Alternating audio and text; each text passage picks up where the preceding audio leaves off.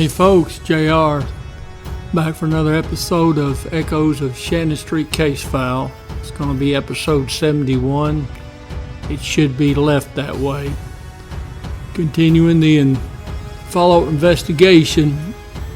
Most of this is being done by security squad, some of it by the Violent Crimes Unit. Don't forget to hit that subscribe button, folks, if you get a chance. I would greatly appreciate it. Be sure and click on the link down in the description. You can check out the podcast, visit my Facebook site, my website, get you a copy of the book, the documentary.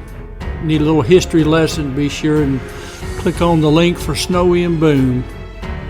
All right, folks, let's go on and get going this investigation. After arriving at the toxicology lab, the writer received a phone call from security offices advising him to bring the above-mentioned evidence to the security squad office, as the toxicology lab was not going to process this evidence. The writer, after arriving in the security squad office, did secure the above-mentioned evidence in the conference equipment room, until which time it was determined what agency was going to receive and process the above-mentioned evidence. I'm sure that's going to come down to TBI or FBI, and I don't imagine FBI is going to want to look at any of these items, if I had to guess. Monday, January 24, 1983, the writer was instructed to proceed to the toxicology lab, University of Tennessee, and pick up the evidence that was left with the toxicology lab. Lord, I don't know who was typing this, but the transcriptionist must have been off this day. On Monday, January 24, 1983, 8:50 a.m., the writer went to the toxicology lab and received the following evidence from Paulette Sutton and Ann Fowler. 1 Vantage cigarette pack, 5 bullets, and 1 cigarette butt found in the northeast bedroom at 2239 Shannon. 1 cool pack, empty. 1 black billfold. 1 black, that says flapper, but that should be a slapper.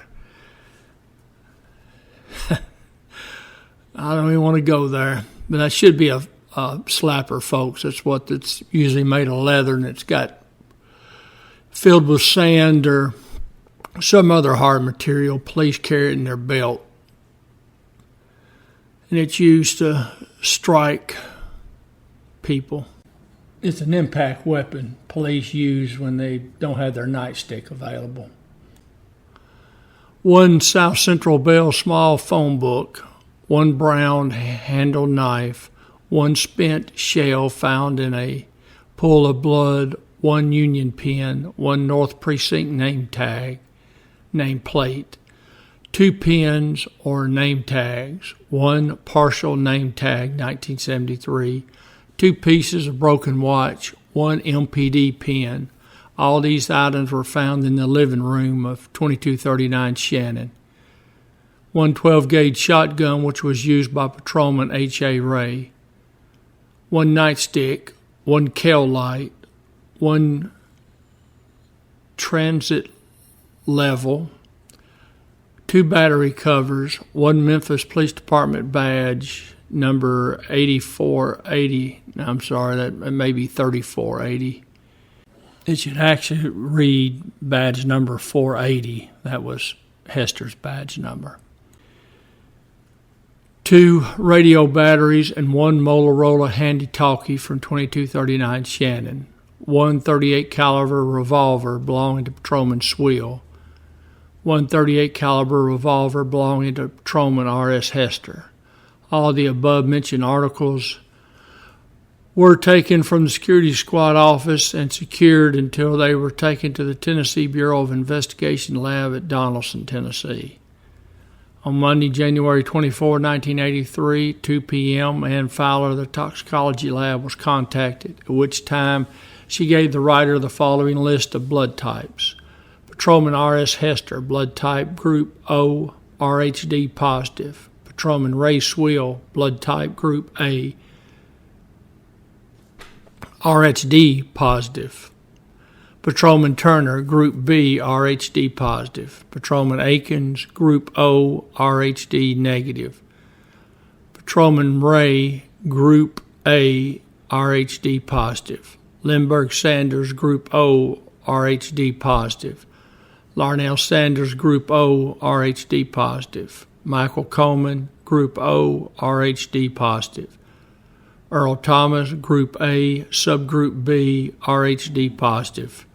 David Lee Jordan, Group B, RHD positive. Cassell Harris, Group B, RHD positive. Andrew Houston, Group A, RHD positive. And Fowler advised that the above information was for the security squad records and shouldn't be given to any other agency.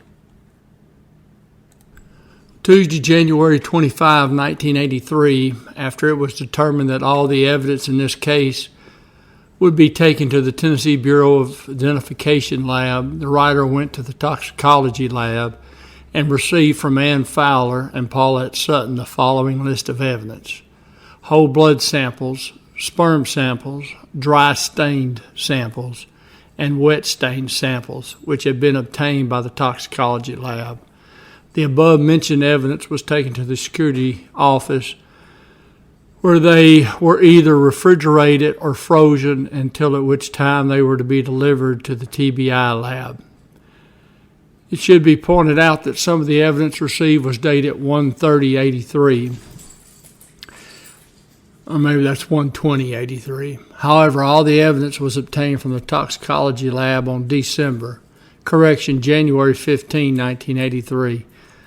I don't understand, when you're typing something and you realize you made a mistake, why didn't you just leave out December if that's not correct?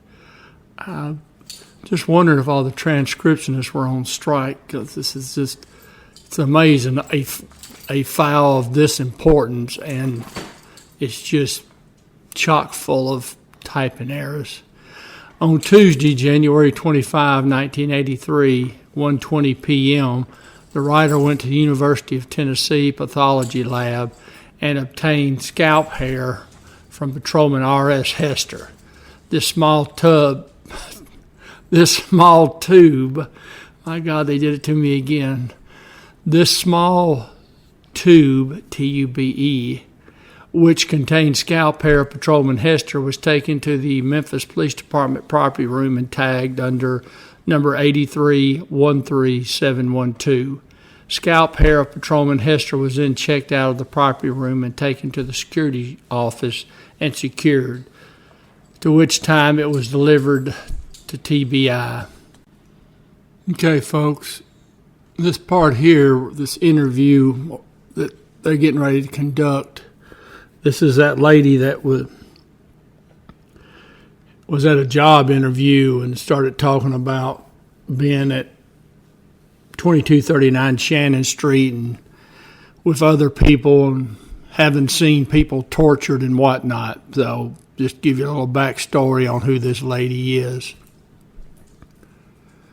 The writer talked with Edie Virginia Williams, female, black, 20, 1786 Chelsea. After advising Miss Williams as the reason I needed to talk to her, she seemed very reluctant to talk and made the statement, "I thought the Shannon Street was closed." I went on to explain to her that after the police department received information, it is our responsibility to try to check it out and interview people to see if the information is correct. I did not advise her how the information had been contained concerning her. Had been contained. I guess that's supposed to be had been obtained. Oh my goodness. But after explaining a little more to her, she agreed to answer questions. I asked her if she knew Lindbergh Sanders or if she was a cousin of Lindbergh Sanders, and she stated she had met him on one occasion through a friend of hers, Earl Thomas. She said that Earl Thomas was one of the ones in the house and that they went to school together. She was asked if she knew of anything about their religion, and she stated only what Earl Thomas told her in regards to not being able to eat pork, their beliefs in marijuana and wine. She was asked if she had ever been to Lindbergh Sanders' house, And her answer was no. Well, of course it was no. It's amazing what people want their 5 seconds of fame, so they go around shooting their mouth off. I asked her if she'd ever seen or heard of anybody being tortured at Lindbergh Sanders' house, and her answer was no. Well, that's a good answer. At this time, she made the statement to the effect that Earl Thomas and the others were dead and it should be left that way. She knew nothing about anything that had occurred on Shannon and did not wish to answer any further questions. At this time, I thanked her and left 1786 Chelsea. All right, folks, that's going to wrap up this episode.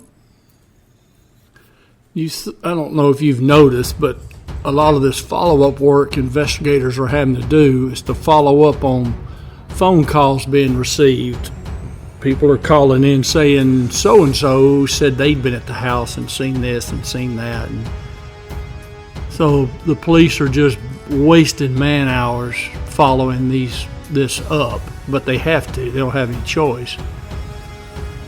You can't just ignore it, even though you know 9 times out of 10, or actually 99 times out of 100, people are just shooting their mouth off.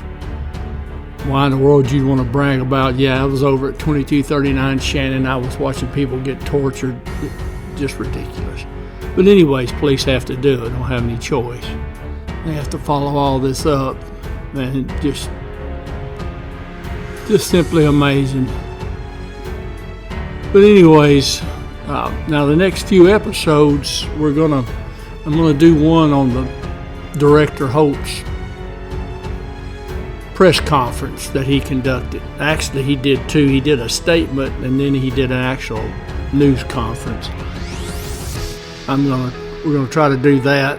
Also, I want to do one on St. Jude. So I want you to see how St. Jude ran. Now that was with a different mayor and a different police director. Buddy Chapman was the director then. Clive Chandler was the mayor. You're gonna see what a real hostage situation, how it's handled. And after we do that episode, we'll be able to compare the two, and it's going to give you a better understanding of how politics played such a significant role in Shannon Street. All right, folks, that's all we're going to do today. I do appreciate y'all tuning in with me. We'll get back together again in a few days. We'll hit those episodes, and we've got a few more. Till then, folks, I will see you down the road.